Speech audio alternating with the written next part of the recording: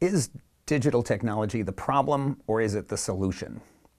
Do the digital technologies have the capacity to drive energy efficiency and resource productivity to heights never before achieved, and to deliver real prosperity to people at a fraction of the resources that we've used in the past? Or do digital technologies open the floodgates to new resource extraction and depletion? Do these technologies empower the individual with more knowledge and more capacity and the ability to undermine vested interest groups?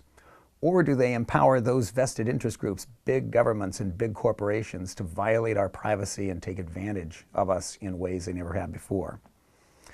Of course, the answer to these questions is yes, in both directions. This is a discussion of digital freedom, and it brings together some very interesting people, senior executives from technology companies, from trade associations that are really champions of some very positive changes in this arena. Harold Feld, one of the pioneering thinkers in the subject of digital freedom, and the legendary John Perry Barlow, the Republican rancher, cyber libertarian, Grateful Dead lyricist, member of the board of Future 500, and one of the most fascinating cross-ideological thinkers out there.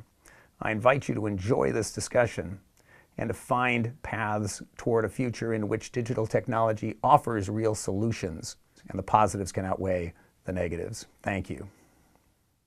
There's a different reaction now to internet issues and technology issues in Congress, where I think it used to be kind of cute for members of Congress to not know about technology. You know, series of tubes. It was funny, like, you know, your uncle at Thanksgiving dinner. But then it turned around and bit them hard. And now members of Congress have decided that it is no longer cool not to know about technology, because obviously this is something their constituents really care about. So we have a window of opportunity to educate members of Congress on digital culture, on the internet, on technology, on how it works. And you know, we are doing our best to do that, so that next time there is a PIPA or a SOPA or some internet breaking bill introduced, the result will be different, and it won't be such a difficult fight from the outset. Intellectual property is an interesting area because people are undecided. There's legitimate debate about whether intellectual property, particularly copyright for these purposes, is something that is a right to own, like physical property. We're used to conventional rights in that area, or whether it's a government-granted monopoly. So depending on your perspective, you might think that violating intellectual property rights should be your right, because you should be free to use your faculties however you want.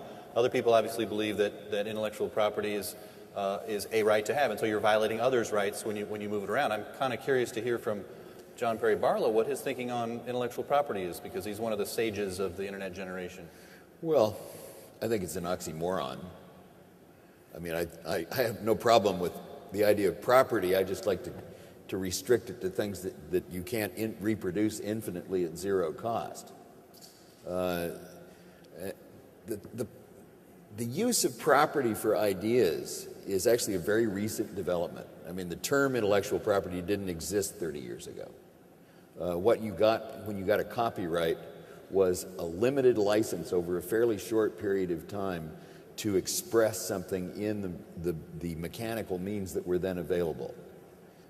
Suddenly, that no longer exists, and in fact, there's a relationship between familiarity and value. I mean, I could have the Hope Diamond in my pocket, and it would still be worth a lot of money, because there's only one of them. I could have the best song in the world in my head, and as long as I left it there, it would be absolutely valueless. The other problem is, what do you do about this? And that has gotten seriously out of whack as well.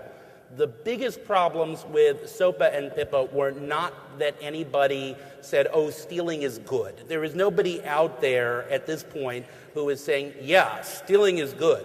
There might be a few. The question is really much more, what do you do to try to address this, and who ought to bear the cost? I'll share a little bit on digital democracy, though, which is an increasing interest of mine. Look around you and how the internet has affected so many different industries. book selling, we know Amazon, the media business totally changed. All the businesses that are in the Consumer Electronics Association constantly battling with the internet as a disruptive force. What's the major industry in society that hasn't been affected that way by the internet? It's government. You get good data in the newspaper every day about baseball, for crying out loud. You get good data every day about the weather in the newspaper. You get good data, should you still read a newspaper. You get good data about the investments and finance. But good data about what's happening in Washington isn't there. So I've been doing, it's a little bit of a sidelight to digital freedom, but I'm doing a lot of work on digitizing legislative process, digitizing budgetary process, so that it can make its way out into the internet and make it easier for all of us to fight for digital freedom or whatever interests we prefer. The reason that PIPA and SOPA failed isn't because members of Congress woke up one morning and said, you know, I've been thinking about this, and I've decided that breaking the internet to preserve incumbent business models really isn't a smart move for America's innovation and cultural future. That didn't happen. The reason PIPA and SOPA failed was because members of Congress got so many calls coming into their switchboard was shut down for 2 days. And that frightened them. And all of a sudden, you saw a lot of members switching position on these bills. So the lesson is, you got to get engaged. You got to stay engaged. And what happened on PIPA and SOPA wasn't a unique thing. A few months ago, the D.C. City Council tried to ban Uber for the first time. And once again, their switchboard was shut down for a day. And that backed them off for a while. There was a terrible intellectual property treaty that we were a restrictive intellectual property treaty the U.S. was trying to force on Europe. And it got rejected by the EU because they got so many calls coming in from their citizens. So there's a saying that the problem with these issues is the future doesn't have a lobbyist. So you've got to be that lobbyist. And it's the right thing to do, and it's good business. So I would just encourage you as CEOs, as business leaders, as thought leaders, to get engaged, be public, stay engaged, contact your member of Congress, get to know your member of Congress, and be engaged on these digital freedom issues. Because it is going to be a constant issue. It is going to be a constant threat. Again, you know, innovation is disruptive. Nobody likes to be disrupted. These issues are not going away, and it is very important for you to stay engaged. The claims that we will suffer dramatic effects from cyber attacks are overwrought, but our politicians are falling for them hook, line, and sinker. General Keith Alexander, who's the head of the National Security Agency, spoke at the American Enterprise Institute during the height of the debate a couple of months ago, and he comes off really cool and amiable and everything else, and he's talking about all we need is an IP address and a little bit of signaling information and another IP address. That's about all we need. But at the same time, the bills he's pushing in Congress say that any information sharing for cybersecurity purposes shall be legal, notwithstanding any other law.